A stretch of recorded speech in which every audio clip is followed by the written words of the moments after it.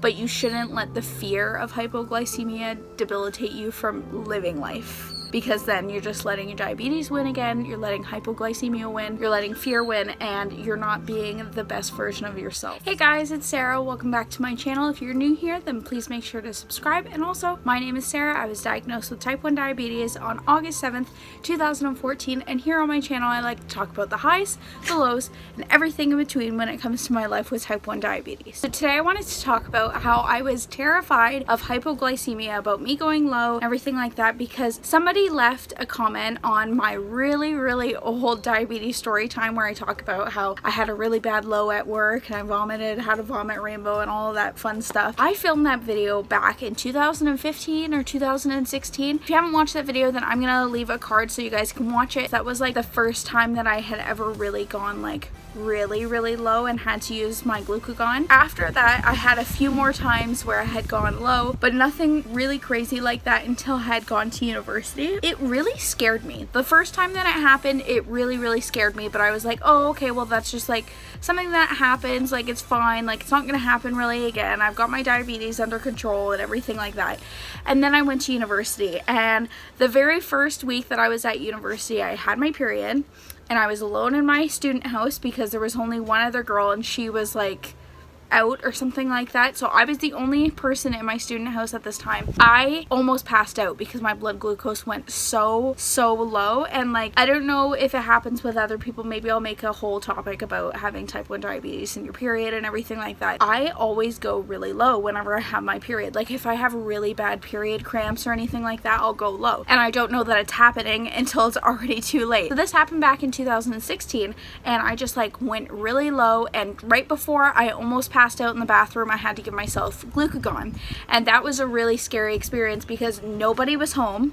I was all by myself. I lived in a completely different city. My parents weren't there, my sisters weren't there. I didn't know anybody because it was my first week at university. And then another thing happened where I went low after drinking. It was just one thing after another about me going low and low and low. And then I started to keep my blood glucose kind of higher because I was scared about going low. I'm sure I'm not the only person out there who is like terrified of going low or terrified of hypoglycemia. It wasn't really until I started recovering from my diabulimia, my eating disorder, that I started to notice that I was terrified of going low. Beforehand, I was just like, oh yeah, that's the thing that scared me. And then I kind of went like 2 years without having any low at all because I was keeping my blood glucose so high. So during recovery, when I was trying to figure out like what my bolus and my basal rate and everything like that were, I was experimenting a lot, and there was a lot of the times where I would go low in the middle of the night, probably around 3 o'clock in the morning. They would be lows that just like wouldn't go away for like an hour. I had to like stay up for 2 hours to figure out how to like treat these lows and everything like that. And I didn't realize until, you know, when I was in recovery that this was something that actually really scared me. It went to the point where I was scared to have snacks before bed because I didn't want to run the risk of me having to take my Nova Rapid and then me go low in the middle of the night. So I stopped having snacks. I stopped, you know, eating certain foods. I stopped giving myself as much insulin as I thought I needed because I was scared of going low. It was like hard to deal with, and I just dealt with it silently and nobody knew that it was really going on. 2020 happened and I was finishing school, and then I had to go and move back in with my parents and like live there while the whole world was trying to figure out what was going on. My dad noticed that I like was not wanting to go for walks with them, not wanting to go for bike rides with them, which is something that I used to do all the time. Like before I went to university, I loved bike riding. He was finding it weird that I didn't want to like go and hang out with them or go and do like any activities or anything like that, and I just like would like put it off as like, oh, I'm not feeling well, oh, I'm not feeling well.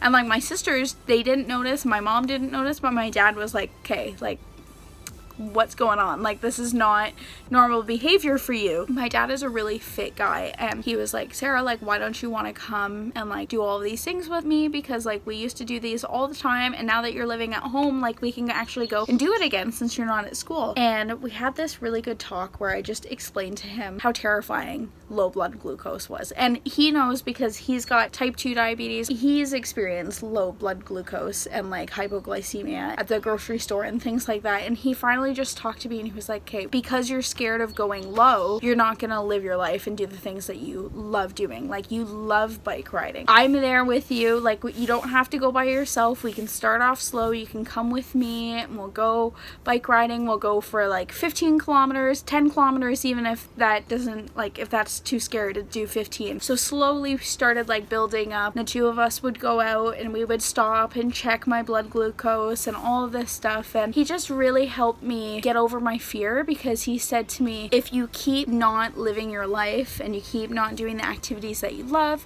and you keep doing all of these things, then you're gonna just let it win. And you're never gonna do anything that you want to do. It's gonna be a sad life. Like, you're not gonna be happy. You're just gonna be scared all the time. You can't just live your life in fear that something could happen, because the reality of it is you will go low at some point. You know when you go low, you know what it feels like when you go low. You just need to check more often when we're moving. Make sure we eat before we go or something like that. We just started working on it, and slowly I got better and better, and I was able to actually go for bike rides by myself. I was able to go for like 10-kilometer walks like you guys have seen in my vlogs, like with Butters back here.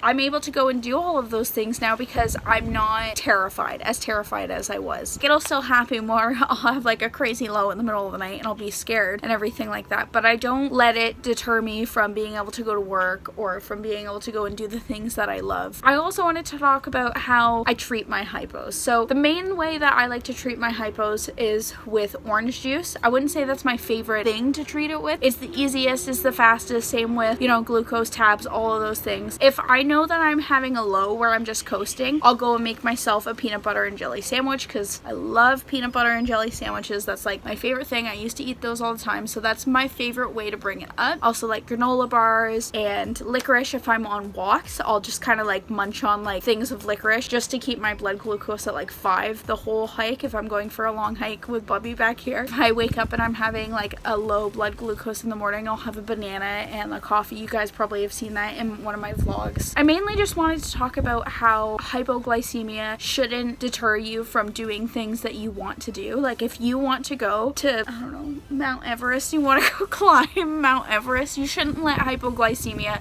deter you from that. You need to be prepared. Make sure that you're prepared for those kind of things. It's a process, like trying to like feel okay and feel good and like really not let hypoglycemia like scare you from doing things. You know, you just need to be responsible. You need to figure out what works best for you, because everybody's type 1 diabetes is different, like I've said. I hope that this helped somebody out there. You shouldn't let hypoglycemia make your diabetes like out of range. It's gonna be scary the first couple of times, and then as soon as you kind of get into the routine of doing it, it will feel better. You will feel better in the long run. Trust me, like I'm not like keeping my blood glucose in the 20s or the 30s, but I'm keeping my blood glucose at like 10 to 15 every day because I'm scared about going too low. I can have a low blood glucose that goes down to 2. I'm not saying that you feel good when that happens, but I know that like I'm not gonna pass out if I go down to 2. Things like that happen. You just need to be prepared, but you shouldn't let the fear of hypoglycemia debilitate you from living life, because then you're just letting your diabetes win again, you're letting hypoglycemia win, you're letting fear win, and you're not being the best version of yourself. Let me know if you kind of deal with this too, and how maybe you've dealt with it, or if you are dealing with it, if you need support or advice or anything like that. Be very nice down in the comments down below, okay guys? If you guys found this video helpful, informative in any way, then please make sure to give it a big thumbs up. Make sure to subscribe, because the engagement on my channel does really help other people find my content, and I'll see you guys in my next video. Bye.